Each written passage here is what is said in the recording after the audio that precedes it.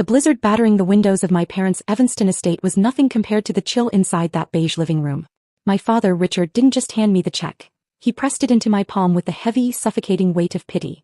$10,000. He called it an emergency fund, a safety net so I wouldn't have to keep floating aimlessly through life. Across the room, my brother Nathan swirled his scotch and smirked, telling me it was time to stop playing my little computer games and join the real world. They thought they were saving a drowning girl. They had no idea they were insulting the woman who owned the ocean.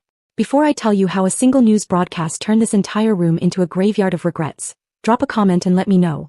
What's the most insulting advice a family member has ever given you? I read every single one. I looked down at the check in my hand. $10,000. The paper felt thin and sharp against my skin like a paper cut waiting to happen.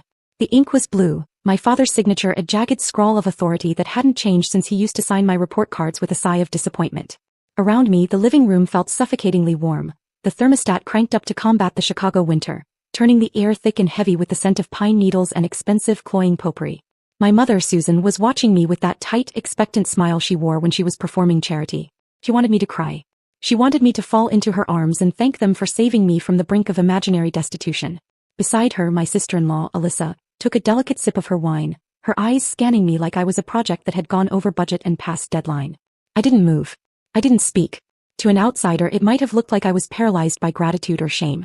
But inside my head, the gears were turning with the cold precision of the code I wrote every day. For years, I had asked myself why I kept coming back to this drafty Victorian house in Evanston. Why did I sit in this beige mausoleum of mediocrity and let them treat me like a ghost? I called it the beige house not just because of the walls, but because of their souls.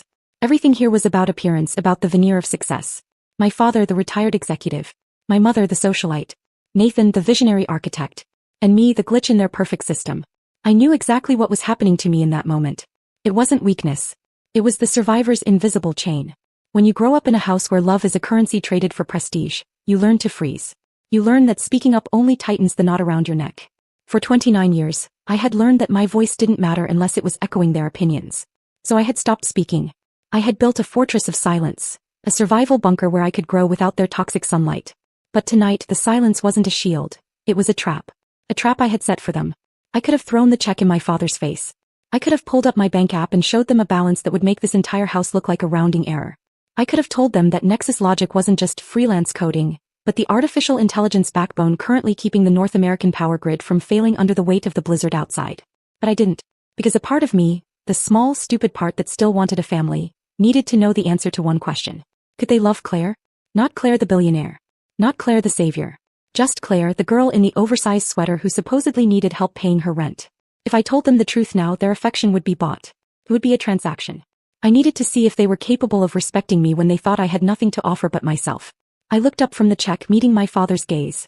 His eyes weren't kind, they were impatient. He was waiting for his return on investment. My submission. Thank you, I said, my voice flat, devoid of the emotion they craved. The disappointment in the room was palpable. I hadn't cried. I hadn't performed. I had just absorbed the insult and neutralized it. Nathan let out a short, harsh laugh, the sound of a man who needed someone beneath him to feel tall. Don't spend it all on video games, Claire, he said, swirling his drink. Though honestly, at this point, I don't know if you're qualified to do much else. He set his glass down on the coaster with a heavy thud, signaling that the charity portion of the evening was over. It was time for the main event. His ego. Now, Nathan said, turning his back to me to address the room, let's talk about something that actually matters. The skyline bid. The heat in the room seemed to rise another 10 degrees, stifling and dry, a sharp contrast to the whiteout conditions raging against the window panes. Outside, the wind howled like a wounded animal, rattling the frames of the Victorian house, but inside, the only sound that mattered was the drone of my brother's voice. Nathan had moved to the center of the room, claiming the space like it was a stage he had built himself. He unbuttoned his suit jacket, a gesture of casual dominance, and began to speak about his legacy. He wasn't just talking about a building, he was talking about the Chicago skyline bid. It was a massive municipal project intended to redefine the city's waterfront for the next century. Nathan's firm was the frontrunner, or so he claimed. He used words like visionary and monolithic, describing glass structures that would pierce the clouds and reflect the lake. He spoke with the confidence of a man who believed the world existed solely to be reshaped by his hands. My parents watched him with a rapt, hungry attention they had never once offered me. To them, Nathan was the architect of their family status. I was just the tenant. I sat there, the check still burning a hole in my pocket, and waited for him to finish his victory lap. But he wasn't done. He turned his gaze back to me, his expression softening into that patronizing mask of older brother concern that I despised more than his anger. "You know, Claire," he said, swirling the amber liquid in his glass. "I was thinking about your situation earlier. Before Dad gave you that check. Money is a band-aid, right?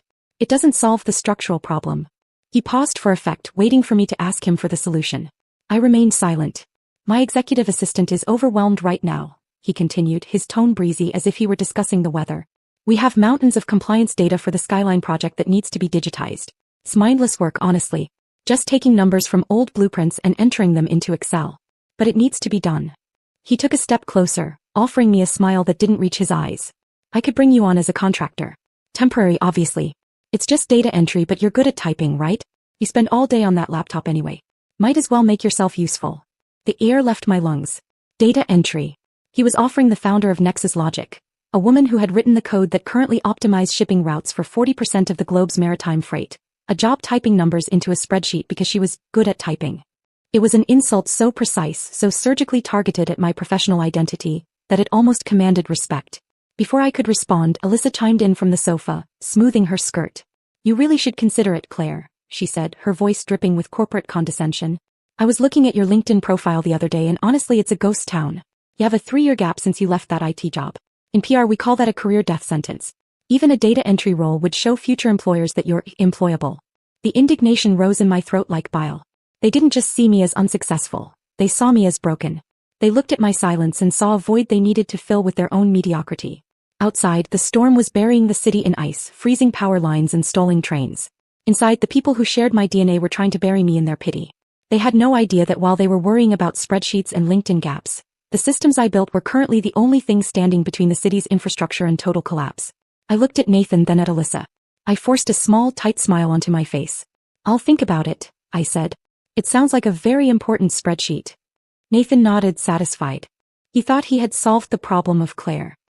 He turned back to the window, watching the snow fall, completely unaware that the blizzard wasn't the only force of nature about to crash through his carefully constructed life. The television, an 85-inch monolith mounted above the fireplace, had been playing a loop of holiday commercials on mute, a backdrop of consumer joy that nobody was watching. But then the screen flickered. The cheerful red and green graphics vanished, replaced by the stark, urgent blue of a Bloomberg breaking news alert. "The invisible billionaire, Nexus Logic founder revealed." The bold white text seemed to vibrate against the screen. I felt my phone buzz in my pocket. Once, twice, then a continuous, frantic vibration that signaled my PR team had lost the battle to keep my identity secret. Nathan was the first to notice. He stopped mid-sentence, his glass halfway to his mouth, his eyes narrowing as he read the Chiron. "Nexus Logic?" he muttered. "Isn't that the supply chain AI? Turn it up," my father commanded, pointing the remote. The volume rose, filling the room with the clipped, urgent voice of the anchor. "Exclusive confirmation tonight regarding the mysterious leadership behind Nexus Logic, the artificial intelligence firm credited with preventing a total collapse of the North American logistics grid during this week's historic blizzard." The screen cut to a graphic showing shipping routes stabilizing in real time, routes optimized by the code I had written at my kitchen table 3 years ago. For years, industry experts have speculated about the identity of the founder, known only as the architect, the reporter continued. Tonight, Bloomberg can confirm that the company is solely owned by 29-year-old Chicago native Claire. The room went dead silent. The only sound was the wind howling outside and the beat of my own heart, steady and calm. "Claire Anderson," the reporter finished. My high school yearbook photo, the one I hated, flashed on the screen next to a recent paparazzi shot of me exiting my office building in downtown Chicago. Sources close to the deal confirm that Anderson, who retains 100% equity in the company, has just rejected a $1.5 billion acquisition offer from Amazon, stating that she intends to keep Nexus Logic independent to ensure its technology remains focused on critical infrastructure stability. My mother gasped, a sharp intake of breath that sounded like she'd been punched. Alyssa dropped her wine glass. It hit the rug with a dull thud, red liquid spreading like a stain, but nobody moved to clean it. They were frozen, their eyes locked on the screen where a supply chain expert was now explaining the magnitude of what I had built. Without Nexus Logic's predictive rerouting, the expert was saying, We would be looking at power grid failures across 3 states and critical shortages of medical supplies in every major hospital in the Midwest. This isn't just a tech unicorn, it's a survival engine. Claire Anderson hasn't just built a fortune, she's built the safety net for the modern world. I watched them watch the screen. I watched the reality of the world without Claire wash over them. The news report wasn't talking about stock prices or yacht parties. It was talking about survival. It was describing a world where without my work the lights would go out, the heat would fail, and the food wouldn't arrive. Nathan turned to look at me. His face was pale, his eyes wide and uncomprehending. He looked from the TV screen where my name was flashing in billion-dollar letters, to the sister he had just offered a data entry job. The cognitive dissonance was almost visible, a fracture running through his understanding of the world. 1.5 billion, he whispered. Valuation is actually 4.5, I corrected gently, my voice cutting through the silence like a knife. The Amazon offer was a low ball. I didn't smile. I didn't gloat. I just sat there, the unemployed daughter in the oversized sweater, and watched their entire world tilt on its axis. The data entry offer, the pity check, the lectures on LinkedIn, all of it was instantly incinerated in the blaze of the truth. They realized in that frozen moment that while they were busy judging my silence, I had been busy saving their world. The silence that followed wasn't admiration, it was the shock of a family identity collapsing. For 29 years, I had been the designated failure, the pillar that made everyone else feel generous, needed, or superior. And in one 60-second news clip, that pillar shattered. My parents didn't look proud, they looked sick. My father stared at me not like a relieved parent, but like a king realizing he'd been speaking to someone far above his rank. Their power had always depended on the illusion that I was small.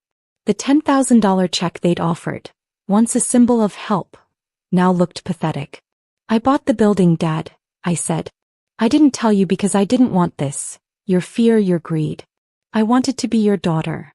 My mother trembled, unable to reconcile the version of me she pitted with the woman on TV leading a global tech firm. Nathan tried to fight it, but when the news revealed that his rival firm won a major contract because of Nexus Logic, my company, his confidence collapsed.